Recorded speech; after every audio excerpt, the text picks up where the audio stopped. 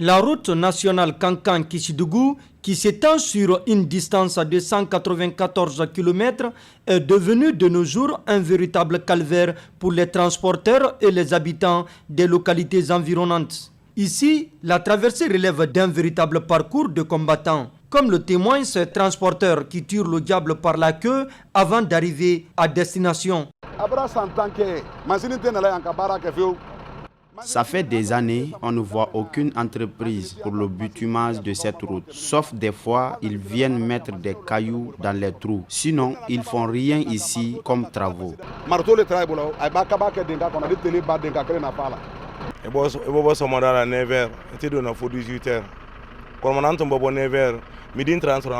Avant, entre Kankan et Kissidougou, c'était 3 heures. Mais de nos jours, quand tu quittes à Kankan à 9 heures, c'est vers la nuit que tu te retrouveras à Kissidougou. L'état de la route joue négativement sur nos véhicules. Donc nous demandons aux nouvelles autorités de nous aider pour le bitumage de cette route.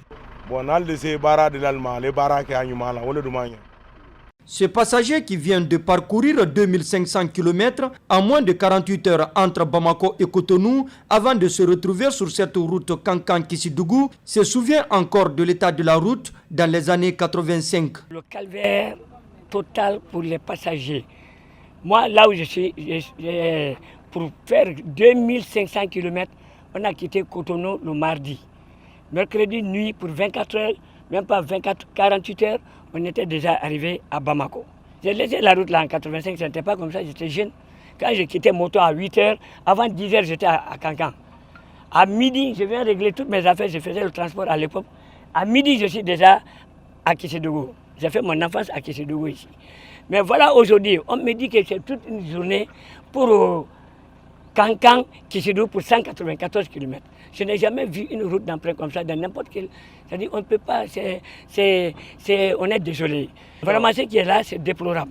De son côté, le doyen d'un des villages environnants a profité de nos micros pour attirer l'attention des nouvelles autorités sur la situation déplorable de cette route Kankan-Kissidougou.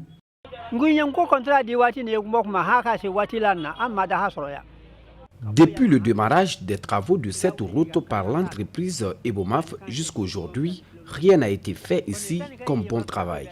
Aujourd'hui, nous demandons aux nouvelles autorités, particulièrement Colonel Doumbouya et ses hommes, de veiller sur la réalisation de la route Kankan-Kissidougou. Car depuis l'indépendance jusqu'à nos jours, nous n'avions rien bénéficié des régimes malgré notre engagement patriotique.